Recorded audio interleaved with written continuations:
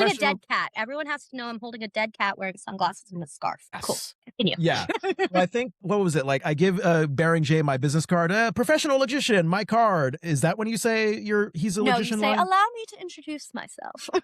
Oh, yeah. Oh, and then you cut me. Okay, got it. So it's allow me to introduce myself, and then you go ahead. He's the logician.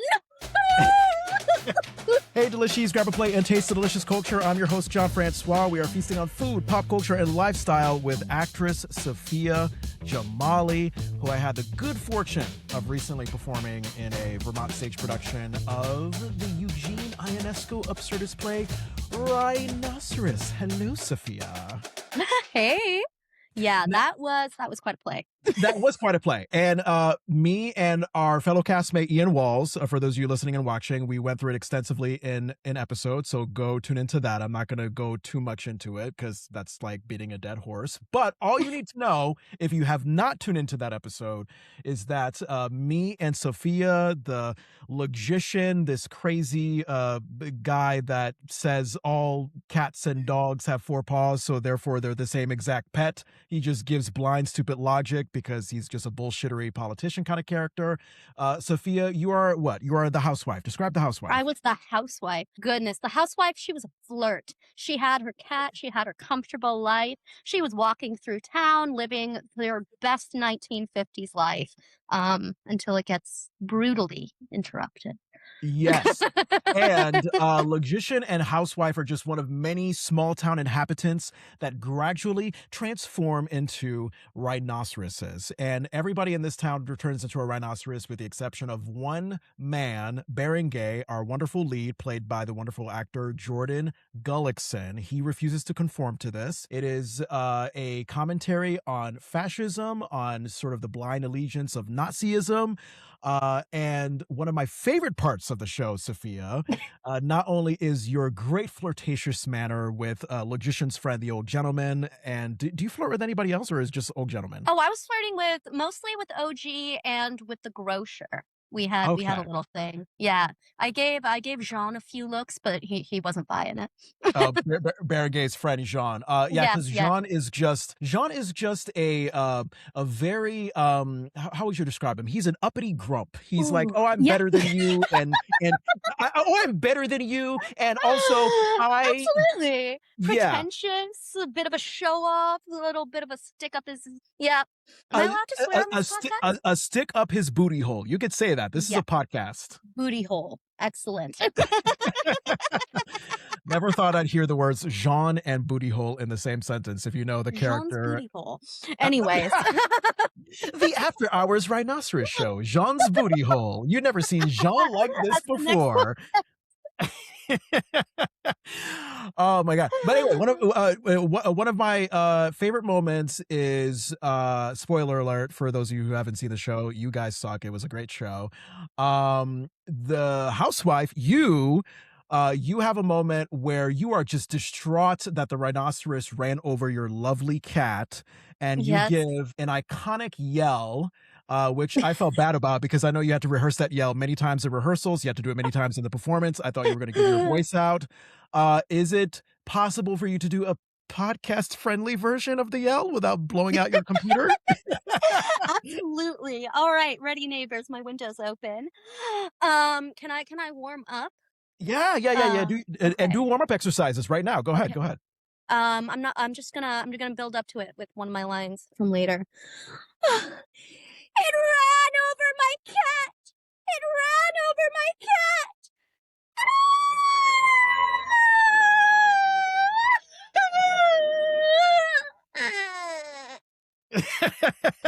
Screaming, crying, and the wail at the end. Like you have to do that over and over and over. So let me ask, what was like on a scale of not on a scale of 1 to 10, but like what was your sort of range of enjoyment in doing that as you had to do it over and over and over again? Because I know that we were trying to like polish that during rehearsals and you probably wanted to faint. Well, can I be honest? I had so little to do in like the rest of the play because like the rest of the play is really just like Berenger, and then he's got these little like one-on-ones with different characters as they transform. So I was milking it.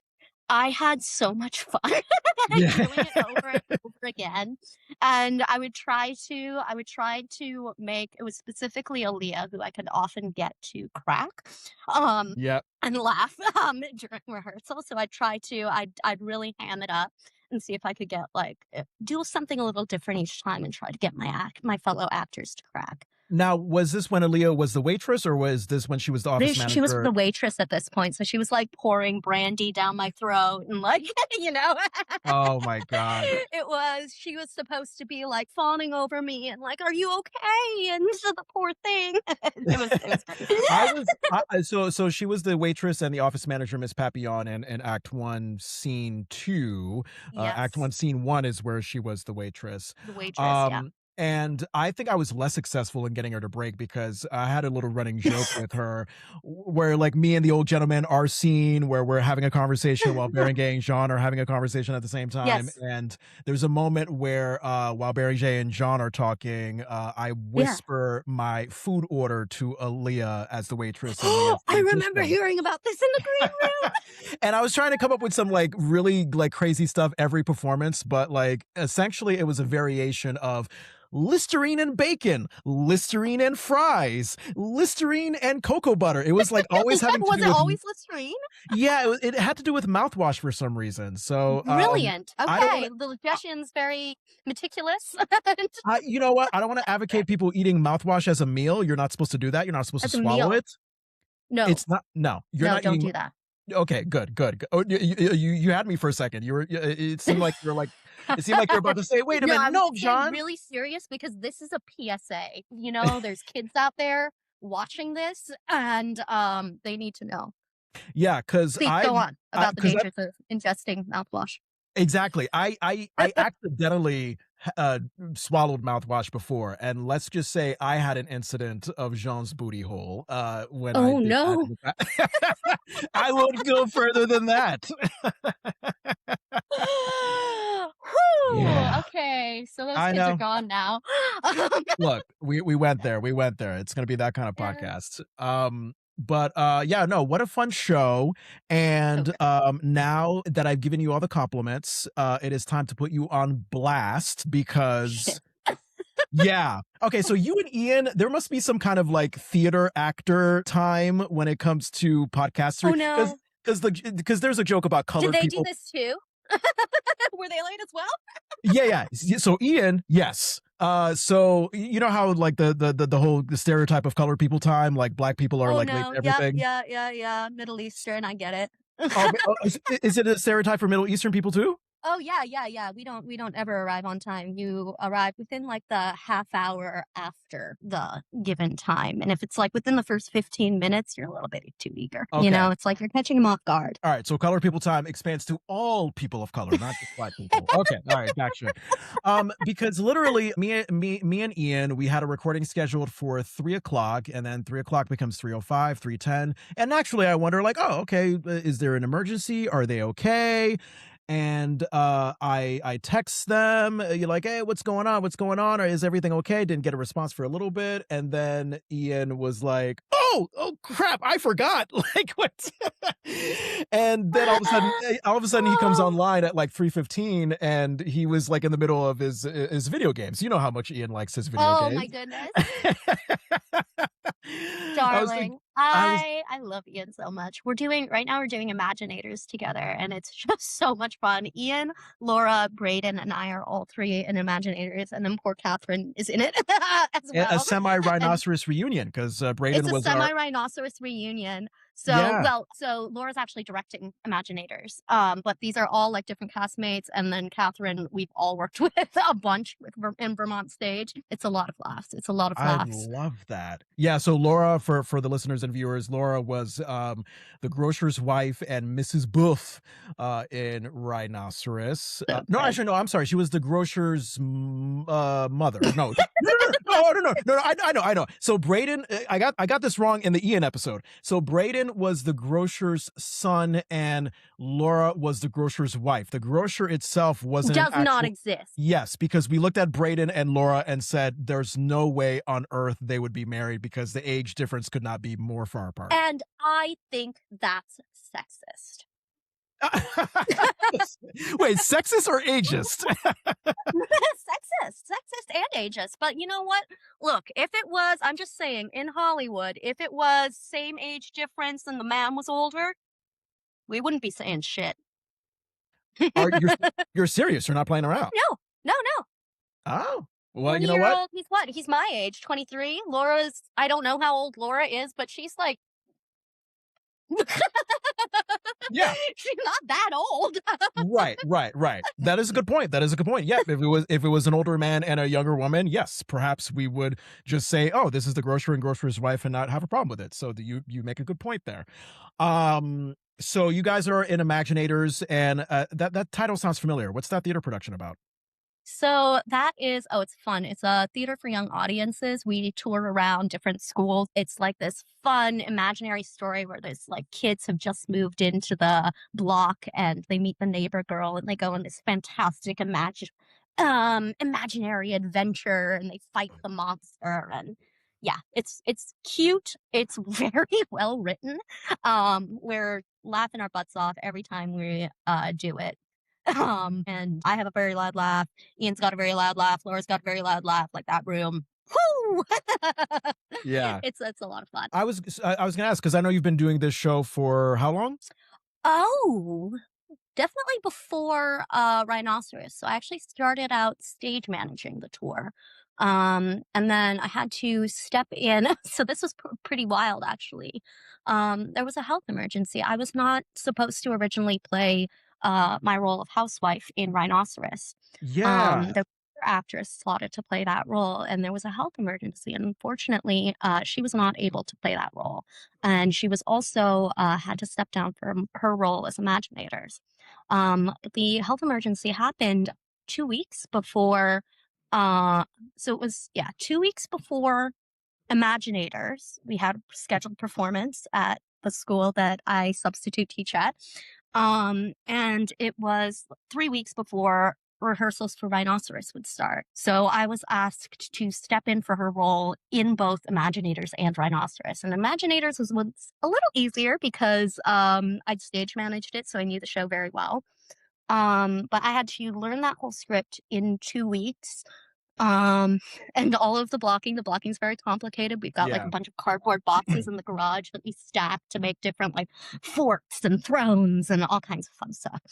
Yeah. Um, Yeah. You and I but had similar stories of just like being casted into something different at the yeah, last just minute because thrown that's in. kind of because with Rhinoceros, there was someone else that was supposed to play the logician. So from when the show auditioned in November of 2025 up until literally when rehearsal started in April of this Yeah, year, 2026.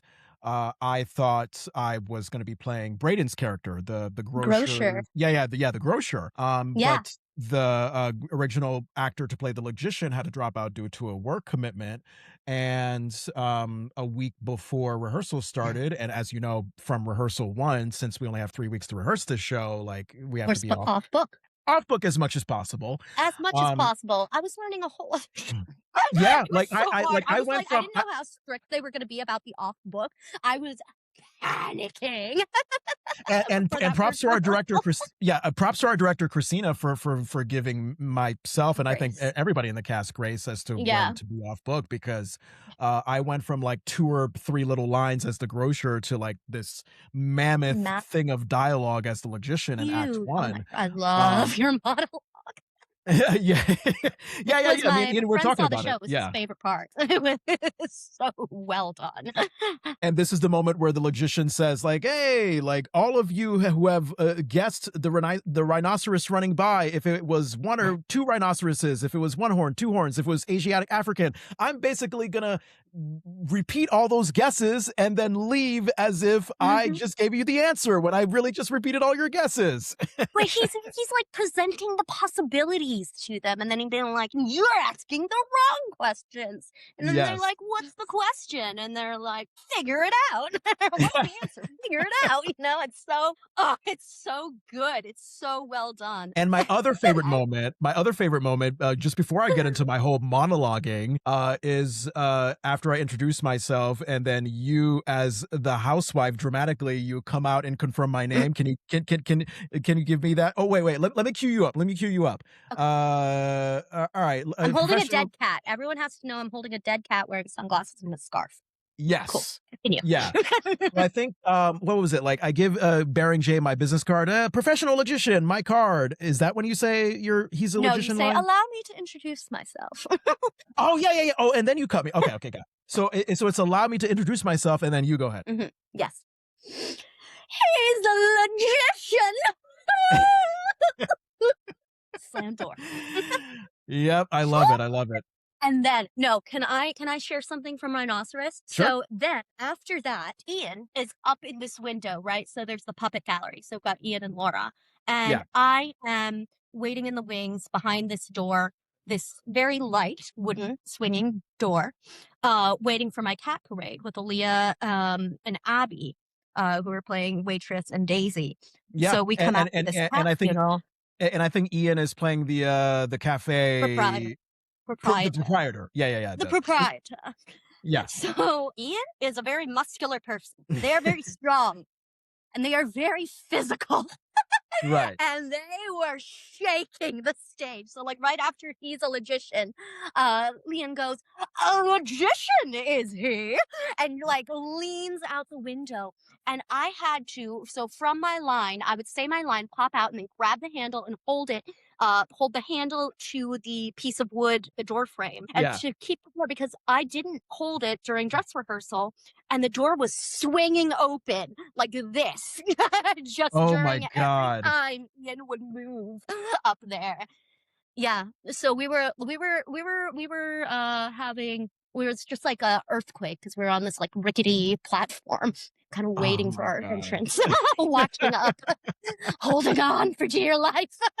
Oh my Lord Jesus. Yeah, and then we had our big rhino choreography moment where Berenguer has a nightmare about rhinoceroses attacking him, and we all had our rhino masks on.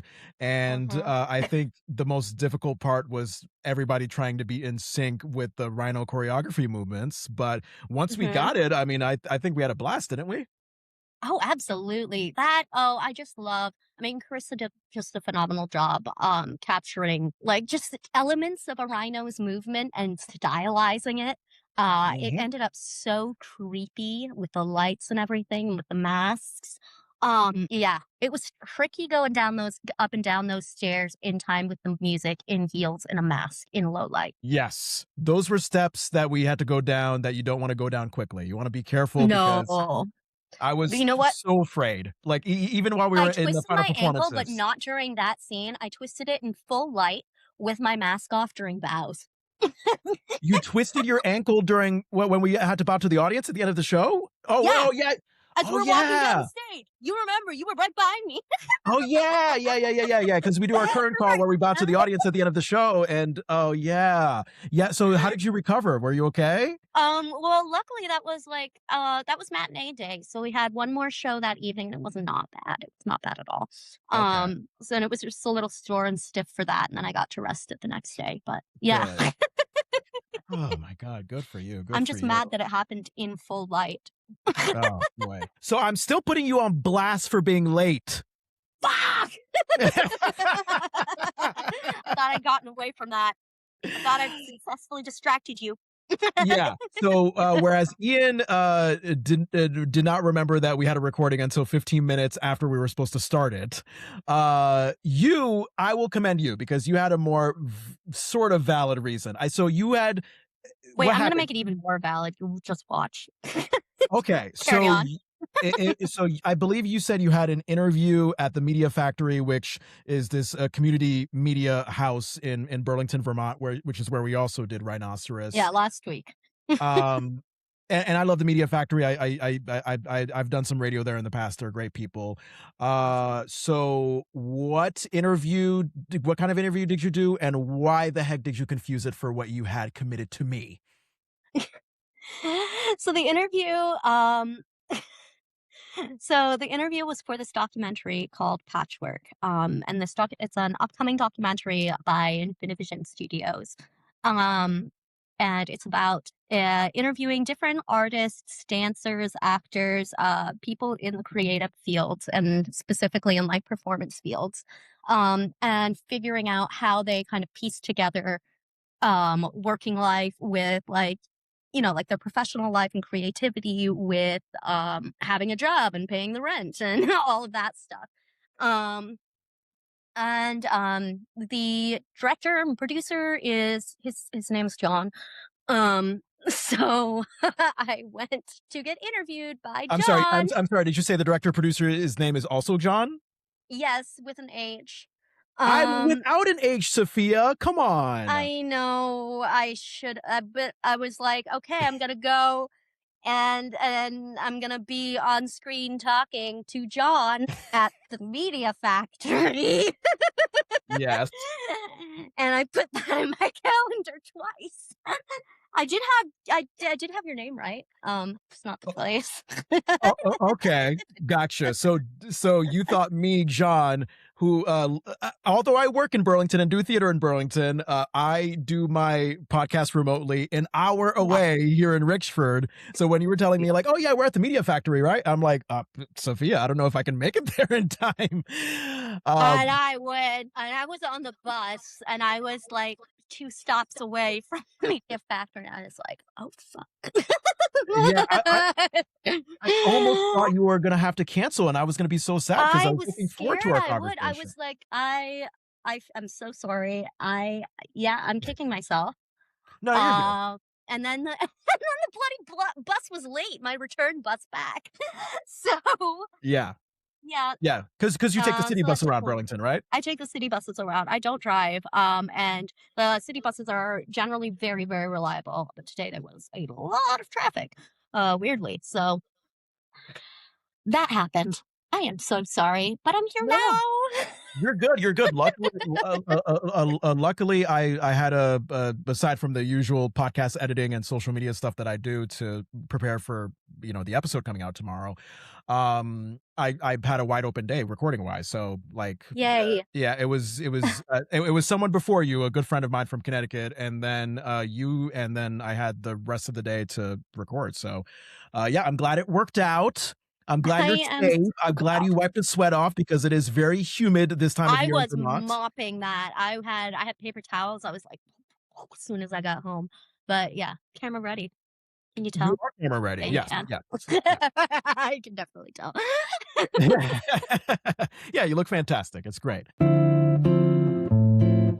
All right, so your background, I'm curious because I've only worked with you here and there, and I don't really know you. Um, so before Rhinoceros, didn't we also perform in last year's Vermont Young Playwrights Festival together? Am I? We did. We did. Yeah. We did. We might What did we so this is where, for our audience, this is I where, I think is it just high schoolers or middle schoolers and high schoolers? think it's just high. I'm not sure.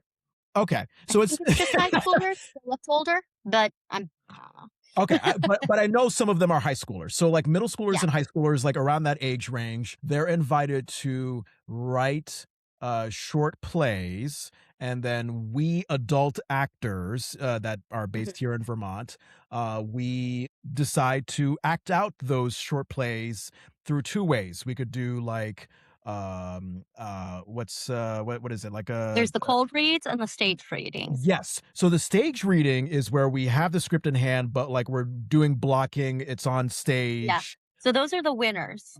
Like the top ranked plays It's a get the competition. staged readings. Yeah, so it's competitive, and they have like professional playwrights from around Vermont come in. Jordan's one of them. Teaching artists, Shoshana, Molly Kirshner.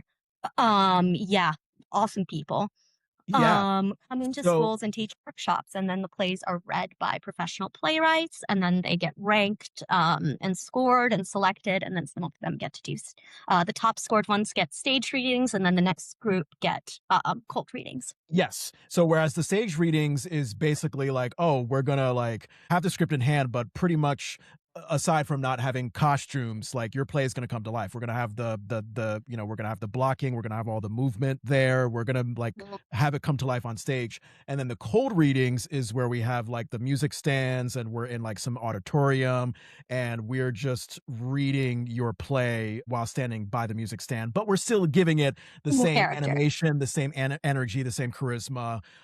Yeah. So I think you and I weren't didn't we do a scene together where you and some other girl played like these like school age soccer players that were like in love with each Yeah. other and then I play the coach? Is that what it was?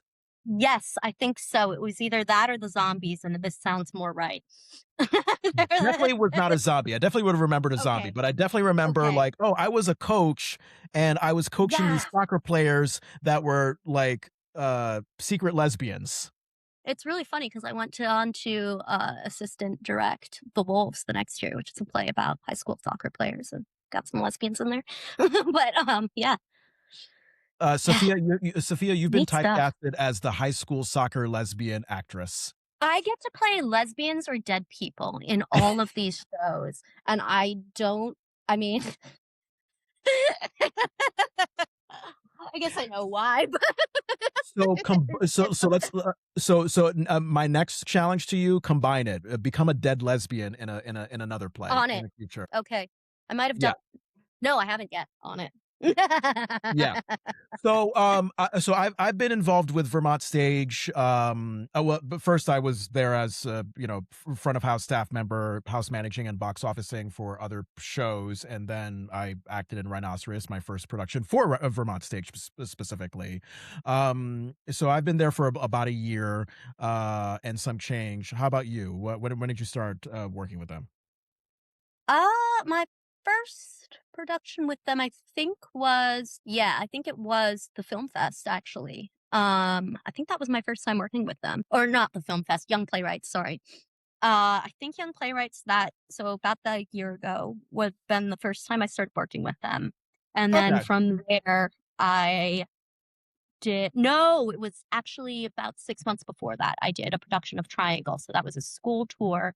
It's about the Triangle, Shirtwaist Factory Fire, it's a historical play, Yeah. um, and, we toured around different schools in Vermont, and I got to play the lead in that show, um, which was really cool. And since then, they've actually been developing me as a stage manager, which is really, really cool. It's kind of like, it's professional work, but it feels almost like an apprenticeship. I'm learning so much from the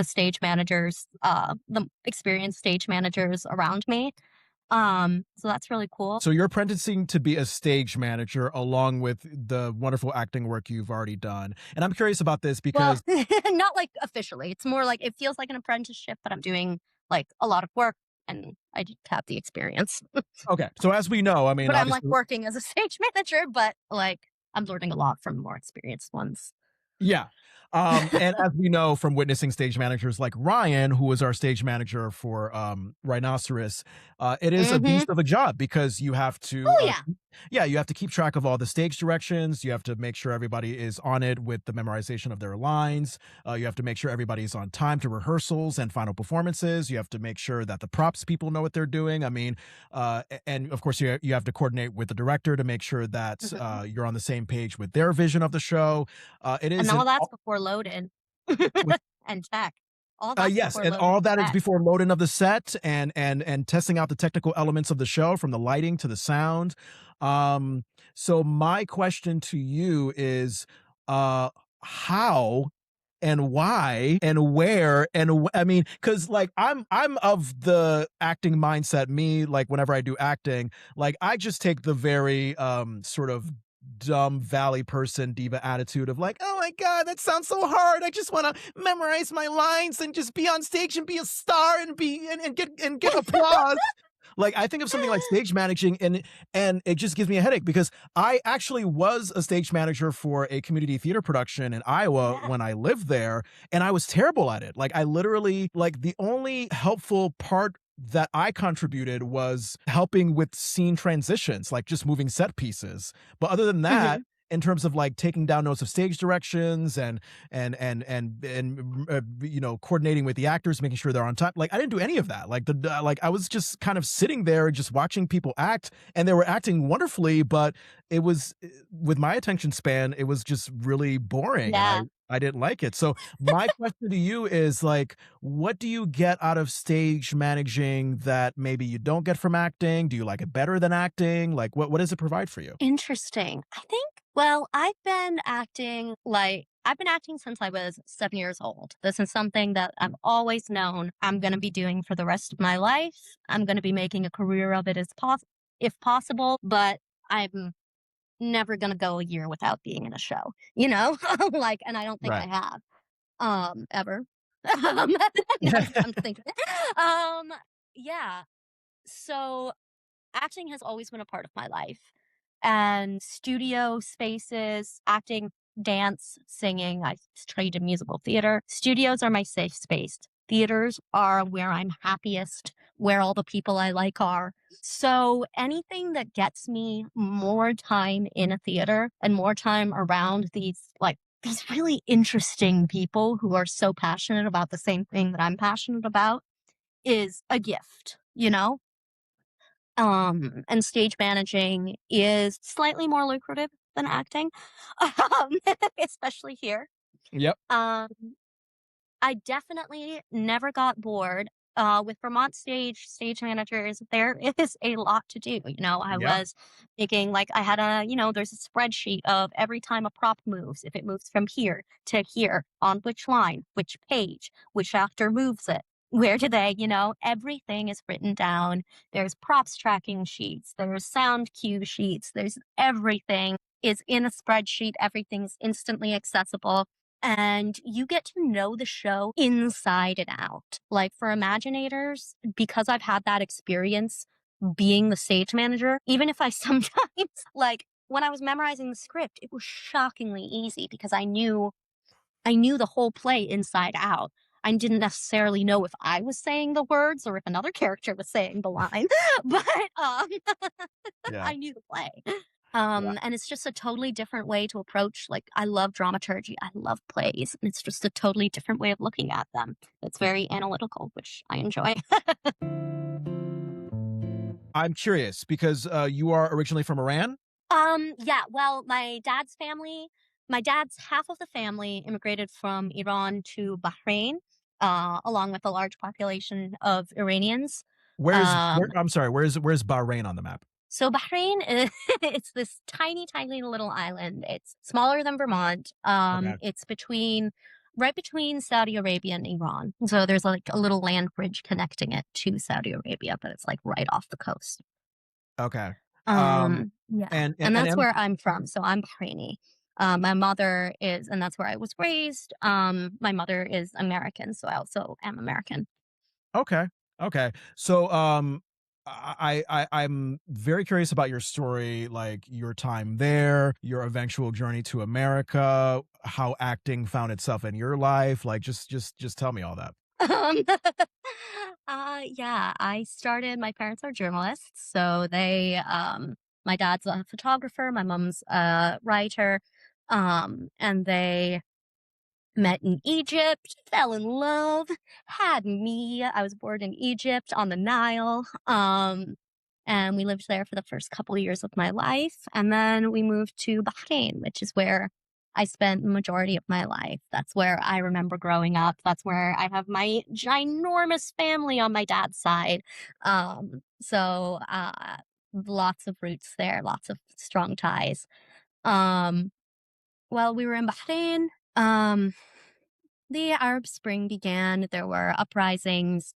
Um, and my father, as the Associated Press journalist, was one of the few members of the foreign press able to cover the atrocities that the government was committing against its people. So currently, from 2011, there's still the Bahraini government imprisoned many academics, doctors who would treat protesters. There were peaceful protests for democracy that were just crushed by the Bahraini government and by Saudi. After we were crushed. It went on for a while where the government would not allow any journalists to report. We stayed for a while, and then this part's a bit murky for me. Um, but my understanding is my dad believed that it was no longer safe for him specifically and for our family. I know that the Bahraini government does threats. I know that they have threatened many journalists in the past. I know many journalists who I grew up with were tortured. I don't know exactly what it was, but we left quickly and went to Cyprus. Um, I'd been Mm. doing musical theater since I was 7. I've been doing it in Bahrain. So when we got to Cyprus, I enrolled in a dance school that was like, it was a proper like musical theater school. Like we were learning musical theater numbers. We were doing private singing lessons. I was taking jazz, tap, ballet. I was doing everything. Everything I could get my hands on. And then when we couldn't afford lessons, I started teaching there. And for more lessons, I did my Lambda exams. I did Trinity exams, which are like the British theater examinations and like voice examinations that get you like kind of like the equivalent of, they're called UCAS points. They're like kind of like college credits, but not. They're like a Yeah. scoring points, and they're like, if you get enough of them, you're a really good student. Right, So right, like I right. did the British system for theater training. And yeah, from there, my dad got his green card this was during COVID. So my parents had to move quickly, and they found a home in Vermont where my aunt lives. My parents moved to Vermont, and I wrapped up high school in Cyprus on my own, working at the dance school. And then I got into arts educational schools in London for their musical theater foundation program. So that was a 1-year program, one and a half, at the best school for musical theater in London. And I got to train every single day. There was 30 of us, and we were like split in half. I got to train with the most incredible teachers. It was like every day you got in at 8 and the day finished at like 5. Hmm. Hmm. It was ballet classes, jazz classes, script study. It was a musical theater workshop. It was an incredible education. I learned so much there. And since then, I graduated from that program, and I've been working professionally ever since as an actor. I came to the US to be near to my parents, and I've been working in Burlington. How has your Vermont experience been? I mean, because like you and I both being people of color, like we could certainly have our share of experiences. I mean, I'll just briefly state that I originally come from Connecticut, where it was a lot more diverse. I mean, I had a brief time in college in Philly. I spent my first 3 college semesters at the University of the Arts in Philadelphia, which is now closed. And then moved back to Connecticut to finish my college degree, and then went to Iowa, which was very much not like diverse Connecticut. So definitely got my taste of. It's interesting because what I experienced in Iowa was equivalent to, strangely enough, what I was experiencing like at my high school theater department in Connecticut. Because like while Interesting. yeah, yeah, because while, like, I would go to class in Connecticut and I would see, Blacks, Asians, Hispanics, white people, just a nice, melting pot of diversity, I go to my theater department and it's all lily white, and I Mm, feel kind of uncomfortable, but also having to accept the fact that, all right, I'm the only person of color in my school that apparently wants to be regularly interested in theater. yeah. So I experienced that pretty much on a daily basis just living in Iowa. Like, as you know, Iowa, one of the whitest states in the country. But I lucked out and I was in a very liberal college town. So everyone was very loving and accepting and fun. I had a great time there. And then I found my way to Vermont. I'm doing all this moving, Safiya, because I used to work in radio, and I went where the work was. So that's why. Love. Yeah. No, I'm a traveler. Yeah, exactly. Yeah, yeah. We're drifters. We're We're drifters. we're POC drifters, people of color Oh drifters. God. Yeah, just please. They're like, we don't want you here. Get Yeah. out.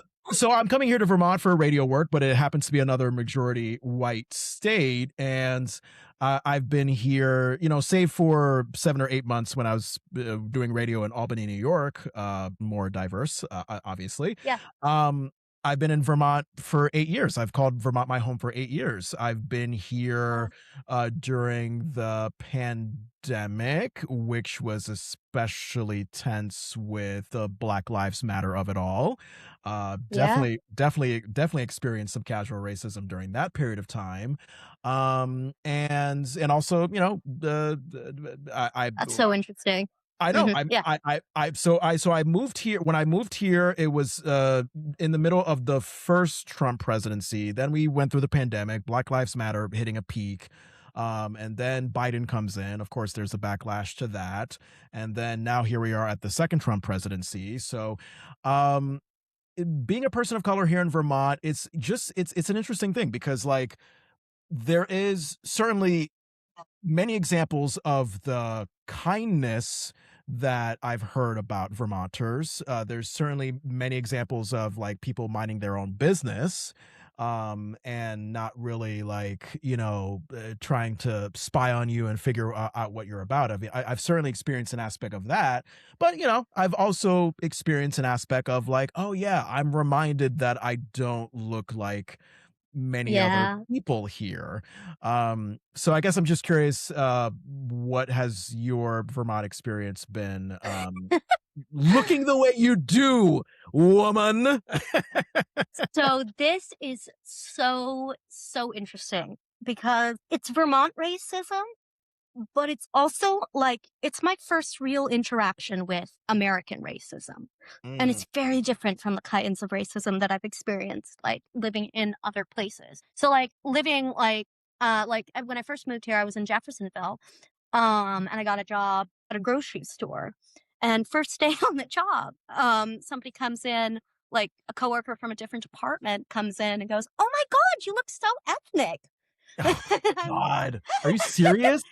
first day, and I was like, "Thanks." What?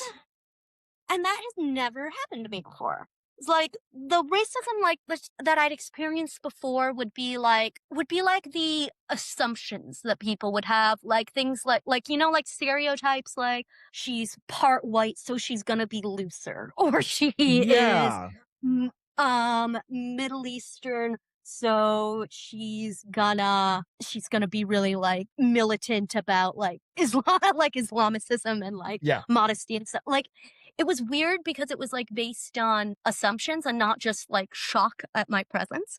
It was Right. like because they'd seen other people like me Yeah.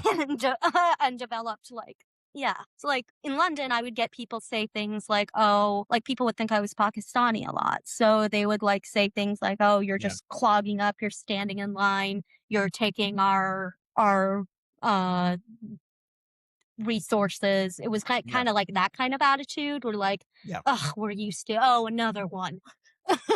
Yeah. Get out of Yeah. my way." And here, it's either and like that's just from the racists there. Generally, the vast majority of the people in London were perfectly lovely, and it was a very way more diverse place than this. Um, Yeah. and it was yeah, fine most of the time, and those instances were like less common. But here, well, first of all, they don't know what I am. So I get a lot of people trying to figure that out. Mhm. And I get a lot of like, so what are you? Then I guess it very much depends on what's currently in the conversation, like in the national conversation. I Oh, feel yeah. feel like people are a lot more I feel like race is such a huge part of the national conversation here where it is an undercurrent in other countries, but it's less of the focus. You get like a lot of whiplash, like during, like when the attacks in Gaza first started. I was in a Palestinian play at that point, working with other Middle Eastern, Jewish, and Desi actors, um, who had all like I was the only Vermont actor. Everyone else had been flown in. We did this. It's called Returning to Haifa by Hassan Kanafani. We put it up at the Unadilla Theater. It was a wonderful experience. Zephyr Teachout directed that one. You know, people came. I was the only, of the cast, I was the only like Middle Eastern person. And the questions, it's hard to put into words the American racism because it was very much, I'm going to poke you and then wait for your response and I'm ready. I've got a defense. Like I Yeah. know you might, it's very much a and I'm gonna ask this question, and then, but don't you get offended, you know? Or Right. like, it's very much, I feel like there was a lot of like asking questions to make a point about themselves, Oh, yeah. rather than actually looking for a new perspective or an answer. No, It's I something that, yeah, it's something I struggled a lot with when I first moved here because I just was not used to like everybody asking me about politics and asking me about my opinion. And like, okay, like everybody asks me about politics anyway because my parents are journalists and that's always been kind of like my role in my friend group. But right. this time it was with a look, it was with a Yeah. and how do you You're Middle feel about Eastern, and the US and the US has been having tension with the Middle East for the past 20 years. What's your opinion? Because you're Middle Eastern. You must have an opinion. Like it's just it's such an yeah, uncomfortable position to be in. or not even what's your opinion, but like your opinion is probably either your opinion holds more weight than I'm used, like my opinion holds more weight than I'm used to it holding. Yeah. Like I should be able to say an opinion without representing the entirety of my race. Yes. Absolutely. And it feels like when I'm asked questions here, it's very much I'm being asked as an authority on the subject, which I'm not. you know? Right. I'm a human being and I can only speak for myself, not for In my my personal, yeah, entire exactly. my not my entire race. Yeah, And it I mean, becomes, God, yeah, I know what you're I know what you mean about that Vermont kind of racism because, like, okay, maybe you go down in the South, certain areas of the South, and you'll experience a more overt, aggressive kind of racism, like, who are you? What are you doing here? And I'm going to prove either through physically or verbally hurtful language that you don't belong here. Whereas in that, Vermont, there is sort of a Midwestern hospitality, non-awareness subtlety to yeah, the racism. Like these people have been amongst their own fellow white people for a long time. They barely see people of color, so they just don't know. I'll give you an example. I am an Uber and Lyft driver to pay the bills, and this very sweet old lady who is not quite there in the mind, but she's very sweet and lovely. She asked me a question that a lot of usually white drivers ask me, which is, "Where am I from?" I often uh-huh. wonder I get where. that a lot. Yeah, yeah. Where I often wonder, like, oh, if I was a white driver, would you ask if I'm from Vermont? If I'm from Vermont originally, where am I from? But no, I mean, I said, okay, I'm from Connecticut, and I lived here and there. And she was like, oh, okay, so you're not like from Africa? And I'm like, nope, I'm not from Africa. Yeah, exactly, exactly. And again, this is a senile old lady, not in her, not in her mind, Uh-huh, not in her right mind. She clearly doesn't uh-huh, know what she's saying. She just thinks of it as like, oh yeah, you're black. Black people are from Africa. That's an innocent question to ask. But uh-huh, no, again, like it's you're making an assumption based on my race that this is my background. This is where I yeah, was originally born in, and that can be hurtful to hear rather than just simply, oh, like okay, maybe I don't get offended so much like when people ask like, oh, are you from Vermont originally? Like it is what it is. Like yeah, in it's some whatever. respects, in some respects, the white drivers can be asked that as well. But you know, they're They're not gonna ask, "Are you from Africa?" yeah, like that was just like I'm finished. whoa. So yeah, so that hit me out of nowhere. And I had another senile Oh, old lady experience more so during the pandemic when the Black Lives Matter thing was happening. And this is to bounce off of your point of like, we're likely to experience racism around here if current events are happening that are kind of tied to that. And mhm, I'm just eating breakfast in my car because we couldn't really go inside to eat breakfast at the time. And this old lady just comes right next to my car because she was parked right next to me, and just out of nowhere she's like, those Black Lives Matter people, they're not doing anything for you. Those Black Lives Matter people, they're just insane. They're overdoing it. They're intense. They're not helping you. And it's like, "Hey, black guy, you don't matter." right, What the right. fuck? Exactly, exactly. But no, no, but What? more so I was just like, um Hello to you too. Hi, good morning. I'm just here eating my breakfast. Well, she's just been bubbling for weeks, just waiting to see a black person so she can give them a piece of her mind. Right. So yeah, not only are you ignorant and wrong and racist about your opinion of Black Lives Matter, but also just looking at me and all you can see is my race and you want to talk about that rather than like, oh, look at any other white human being, you'll probably. It's not even like you look and you're not even seeing the race, you're seeing your the other side's political argument. And Yeah, it's like you're not even a human being. Race exactly. like you're just a puppet.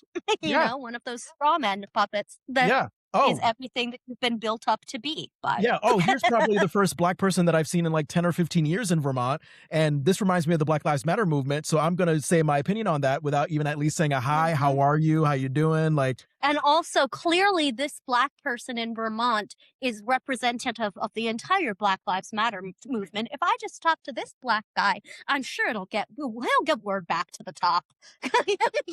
how do It's you like even know that I'm for the Black Lives Matter movement? I could be against it. I could you be, could I be could, you could be one. like, yeah. Oh yeah, you're black, so you must be in support of Black Lives Matter. It's just like it's just it's not only being like against something that and is with good intentions, but this is also a reminder of like, oh yeah, like when you look at me, you're looking at a uh race and not a person. and also, like, what are you supposed to do about it? Because there's also like this idea that if you are a part of that race, you're automatically connected to everybody else who's Yeah. part of that race. And it's like, okay, you've got all these opinions. You've just told me that. What am I supposed to do about it? I know, Good for you. You got it. You got it out. literally. And when I was in Iowa, I'll call the headquarters. Like, exactly. So, and when I was in Iowa, like earlier on in Trump's first presidency, and this was like around the time when Colin Kaepernick was kneeling down and refusing to do the national anthem. yeah. I go to an eye doctor at Walmart in Iowa, and very nice guy, but just out of nowhere, he's like, "Oh, hey, like, I hope you don't take this personally or anything. I'm just curious. I just want to get your thoughts. What do you think about these football players kneeling down?" And not doing the national anthem just out of nowhere. Like, I could tell his assistant was just like, oh my God, don't do this. What are you doing? Like, and this guy thinks that he's being nice and cordial about it, but it's like, this is the problem. This is the problem. This is the problem. Instead of, hi, how are you, human being? And then maybe we'll gradually work into a conversation about race. It's, oh, Uh-huh. you're this race. So I'm going to talk to you about race right now Uh-huh. because that is all you are. Because that is all you are, and that's all you will have to contribute to the conversation. Like, Oh, yeah. yeah, yeah. And this is something that, and it's tricky because it's like, it turns into something where, like, I am one of the very few actors of color I know in Vermont. Yeah. And Same. like, yeah, yeah. And like, yeah, it becomes a thing. Like, this is something that I am like one of the other few actors of color in Vermont who I work with often. We talk about this a lot, especially because we're touring in schools. We Mhm. talk about, like, how does race affect the character? How is it? Because we're going into these like really, really white schools and they're seeing like a black woman on stage and only in a play. Yeah.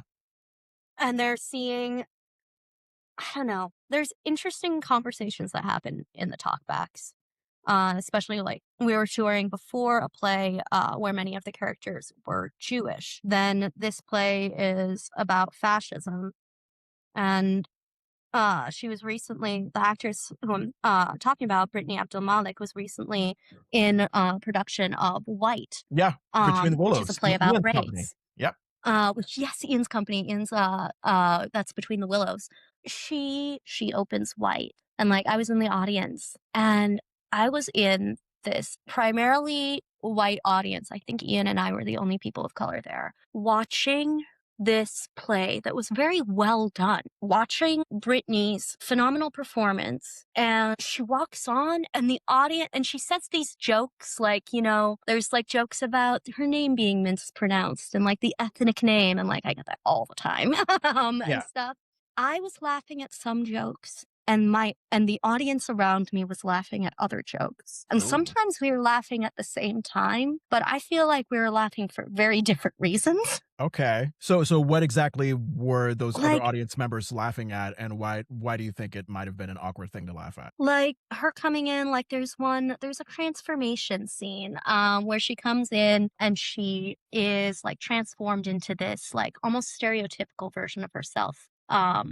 But like she and this so like the basic storyline of White, you've got this white artist who wants to be put his paintings into a gallery show, but his friend the art director doesn't want another white guy's painting in the show. So he goes and hires a black artist to pretend that she painted his paintings.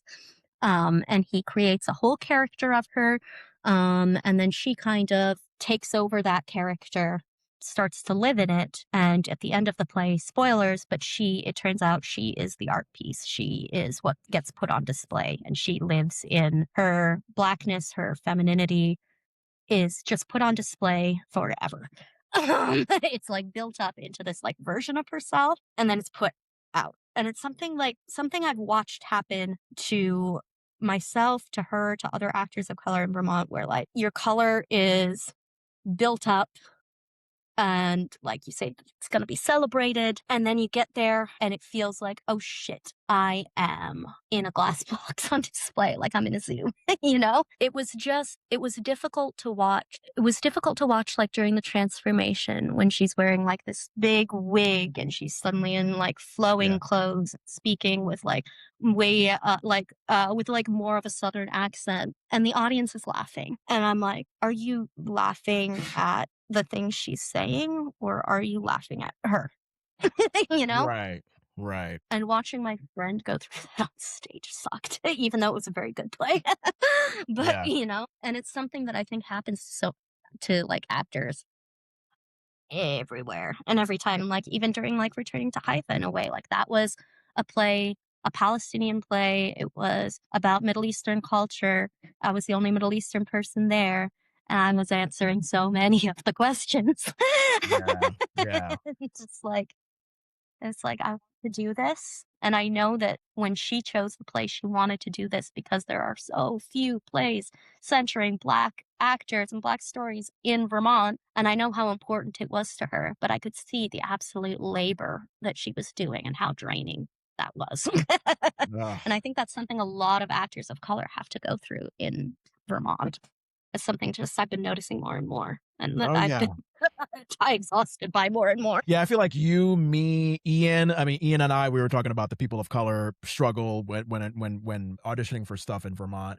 Yeah. Brittany, I feel like we have to have like some kind of like POC theater actors therapy club Let's do it. in Let's do Vermont. it. Oh God, just vent.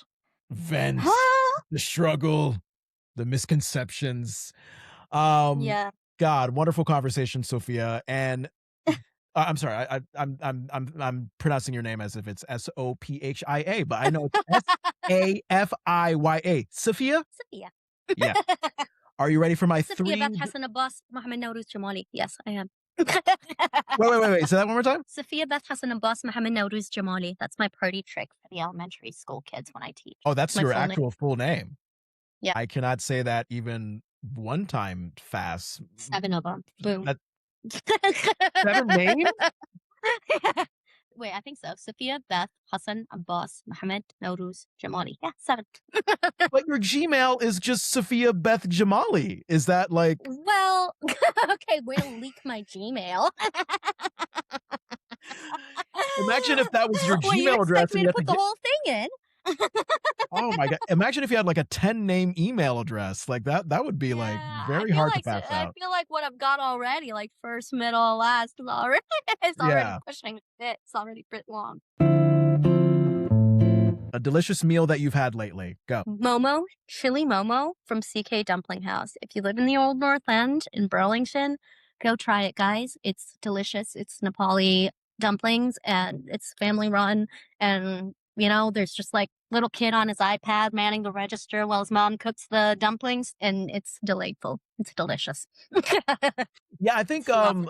a guest from a while ago, this filmmaker from LA, Ian, also named Ian, as a matter of fact.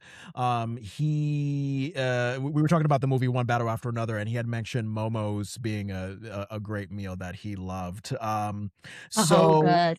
yeah, so you said CK Dumpling is the name of the place? Mhm. They're Okay, really good. Sweet dumplings. They're I've really good. been They're also there. like a little corner store. I've been there a few times when I used to DoorDash. I've been to pick up a couple of deliveries. There was one time where it took maybe 30 to 45 minutes to get a delivery, so I caught him on a bad day. But I will say I love me some Asian cuisine, and I'm going to try this. Now, what specifically about their Momo Nepali dumpling goodness, and I may be paraphrasing, I think I'm getting the name wrong, what is it that makes it distinct and tasteful compared to anything else you've tasted? Man, it's gotta be look, I mean, I'm talking specifically about the chili momos, and it's that Chili. chili sauce. It's just it's spicy, but not too spicy. It is flavorful. They're just slathered in them, so you pick it up, you scoop it up. The momos, they're damp, but they're not wet. They're just perfect like momo texture. They've got the little bit of almost crunch on top. It's not crunchy, but it's texture in the sauce. It's a thick sauce. And then yeah, you just take it all in one bite. You've got the kind of noodly wrap. You've got the vegetable fillings inside. You can get chicken. I don't, but you have the chili sauce. It's just a feast for the mouth. as are as are many other things. Um so that's great. Okay. So yeah, we'll definitely have to go there. Yeah, so me and Ian we're having dinner at a place that he recommended, East West Cafe, which I've been to many times. I was door dashing that place during Rhinoceros. Good stuff.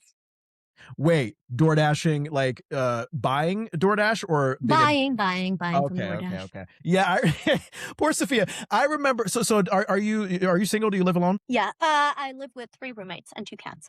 Okay. Do you cook? Yes. Okay. So but I would imagine that when you work, you said you substitute teach and you do theater. That's what you do? Mhm. Okay. And Um babysit sometimes, odd gigs.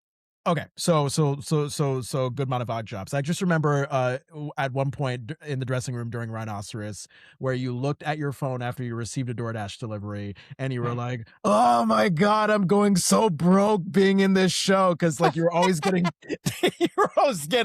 you're always getting things DoorDashed to you, because of I course there's no time to didn't cook anything. have time to do Yeah, anything. I would, like, get home from rehearsal and collapse. I yeah. was like, I wouldn't even eat before coming. I was like, "Ugh."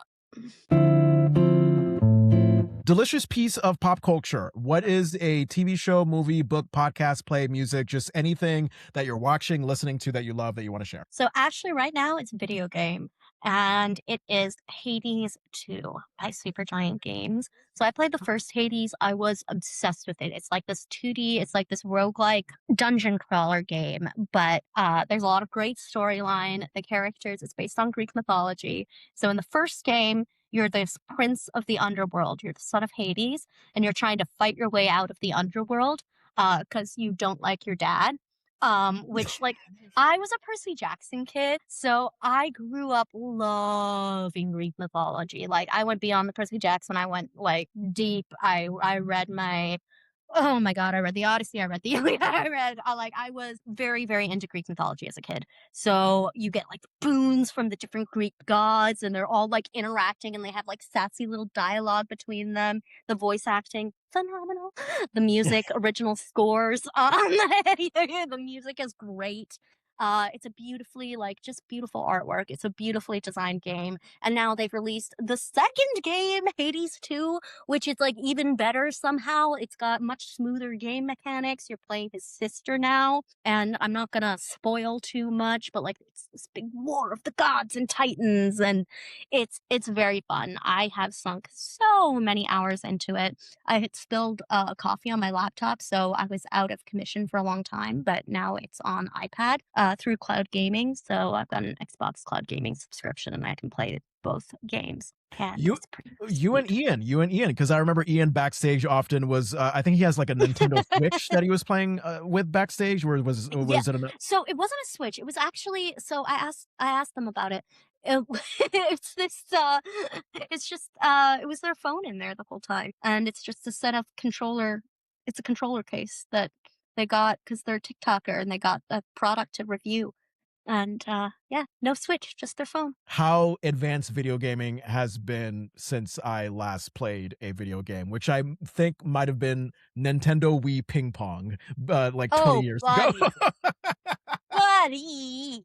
Okay, so when are you picking up Hades? Is my question. I look. I mean, I've never been passionate about video games, because I have brother, I have a little brother, I have cousins in Connecticut who are much Yeah. more passionate about it.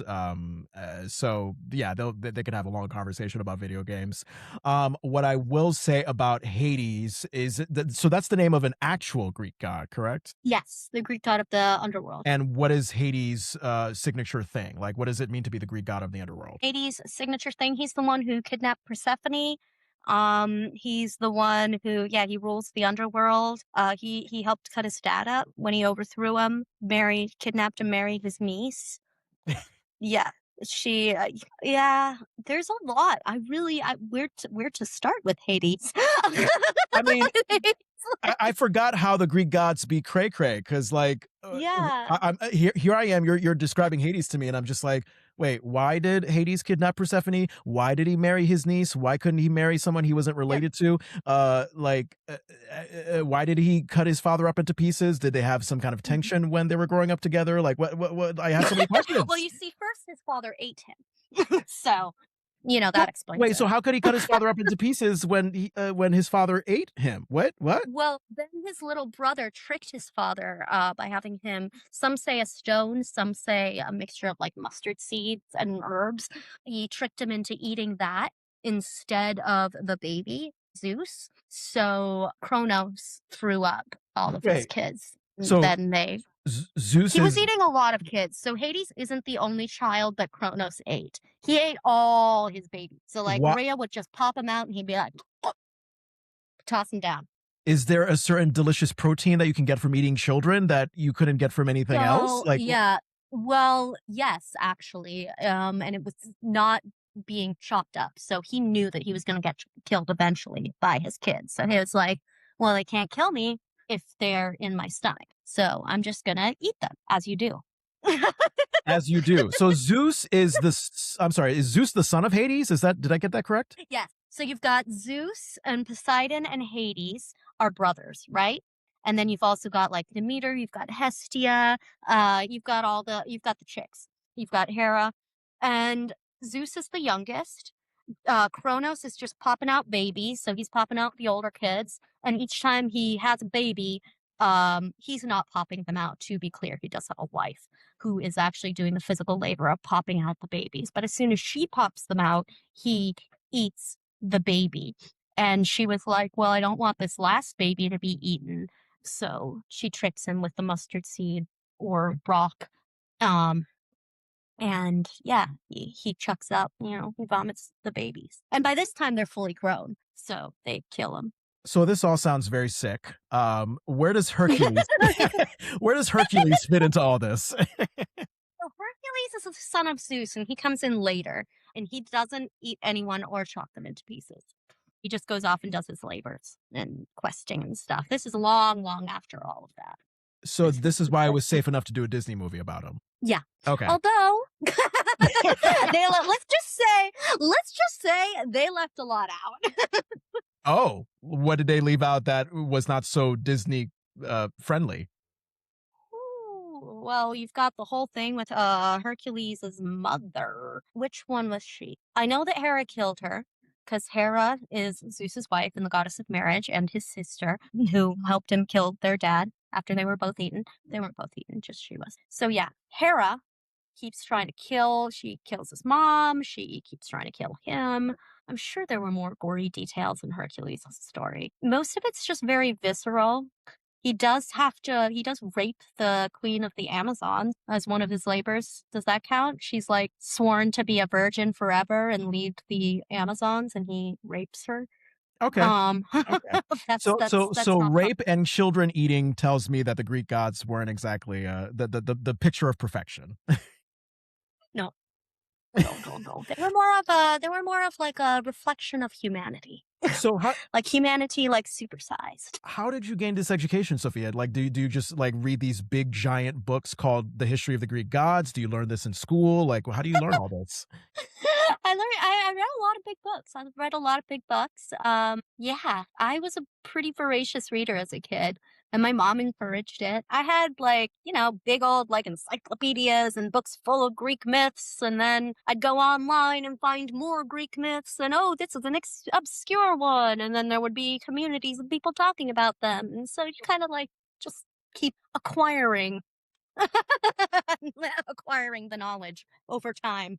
And Percy Jackson, I know my brother was definitely into the books growing up. How does that all relate to Greek mythology? Oh, so that is like, so it wasn't my like intro point, but it definitely like fueled the fire, fueled the passion. So Percy Jackson was this incredibly popular kids and teens books, and it's about this son of about the children of the Greek gods in modern times going on adventures. So they're like these little 13-year-olds, and I'm the son of Poseidon, and I can control the water.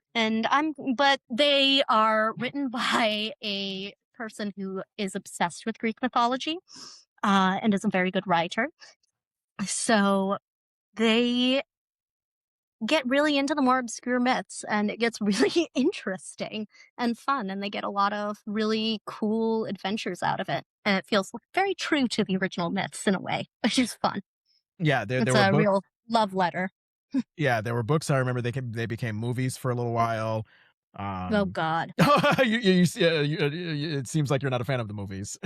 No, no. They made a new series though, and apparently it's much better. I've watched a bit of it with my little brother because he's a Percy Jackson fan, and Yeah. he likes it. Why don't you like the movies? They're so inaccurate. Oh my God. They changed the entire bloody story. They changed it so that they're hunting for bloody pearls. They took the characters' names and they wrote their own book. They wrote their own story, and they vaguely set it around Greek gods. The monsters don't even do what the monsters are supposed to do. It's a hot mess. There's like the characters are aged way up. It's no. All right. It's inaccurate, poorly done. Last question for you. Delicious event that's happened in your life lately. Any positive thing in your world that you would like to share? The Rhinoceros Green Room Crochet Club re-met for the first time, like since we'd been getting together and crocheting in the green room. We were teaching Ian how to crochet. So me, Yeah. Max, who was RASM for Rhinoceros, and Ian, we're all crocheting and chatting about theater in the green room. We decided to do that again, and we went to Muddy Waters, and we got their vegan chili, and we crocheted and chatted, and it was so much fun, and we're going to do it again. And if you want to come crochet, I know you live like an hour away, or if you know any other theater people who want to come crochet and eat chili, come join us. I would love to. Ian actually also talked about crocheting on the episode that we did together. Um, I saw and that. I watched that episode. Oh, thank you, I appreciate it. Yeah, he was a good time, or they were a good time. I need patience from all of you because, as you know, my wife will send me TikToks like, "Oh, hey, here's another person who also gets frightened when someone explains instructions to a new game in a group setting." Like I'm that person. Like if it's a new task and I'm in front of a bunch of people that either know the task or can pick up the task pretty quickly, I'm the person that's just like, I'm so slow. I don't know what I'm doing. so fair though, so real. No, it's so low pressure. It's so just sweet and non-pressury. And yeah, Ian's just getting started and they just took off. They were like showing off these different little guys they made. Last time I saw them, they were just like making chains. It's really fun. You can Chain just wait. Crochet chains to arrest people with? no, like oh, this isn't good. Like just like a chain, like just like one of these guys, like back and forth, just a string. Okay. So if you guys are watching on Spotify and YouTube, you'll see what Sophia is talking about. Yeah. Um Yeah, crocheting, you're recommending it. Ian is recommending it. It seems like a nice, relaxing, therapeutic activity. It also seems very much like a social group activity. Yeah. So yeah, you two and Max, as you mentioned, are assistant stage manager for Rhinoceros. I love that all of you are getting into that. I love even more, Safiya, that you took the time to be on this episode, and thank you for, not only uh being late but being beautifully late, in that we had something to talk about, and thank you for the sweat, because literally you were sweating on the way here and you had to take some I, time to wipe off the sweat and put in the work here, and you really did. So thank you for your late sweat theater acting stage managing, good times. uh, thanks for being late and sweaty. Get out of How can people here. follow you and what you're doing? Like, how to tell us everything. Yeah, I'm on Instagram. I'm at Safi Miss B. I'm also on IMDb, so you can check out my work there. My upcoming currently I've got one film in like the festival circuit. We've got OVAX. It's phenomenal. OVAXX. And Patchwork is an upcoming documentary by John Schleck, which will be on the more details on the Infinite Vision website. Now, do you mind spelling your social media handle and your name just so people know where to find you? Yes. So Safiya is Safiya, and Jamali, Jamali. My Instagram, Safi Miss B, SAFIMISSB. Love it. Yay. Go follow what Sophia's doing. She's wonderful. As always, listen, watch, whatever, consume the delicious culture wherever you get your podcasts, YouTube, Apple, Spotify, iHeart, SiriusXM, Amazon, etc., wherever. Leave us a 5-star rating on Spotify if you like us, and leave us a written review on Apple Podcasts if you like us there. Email thedeliciousculture@gmail.com with any feedback, and follow us on Instagram and TikTok at The Delicious Culture. There are 2 YouTube channels, to my knowledge, associated with this podcast. One is where the full episodes will be seen, at The Delicious Culture Jon Francois, JonFrancois. And the other one is for shorter clips of the podcast, at Jon Francois Clips. So check us out there. That would be much appreciated. Safiya, we got to do this again. This was great. This was so much fun. Thank you for having me on. This Yay. was a blast. Yes. And for all of you listening and watching, let deliciousness ring.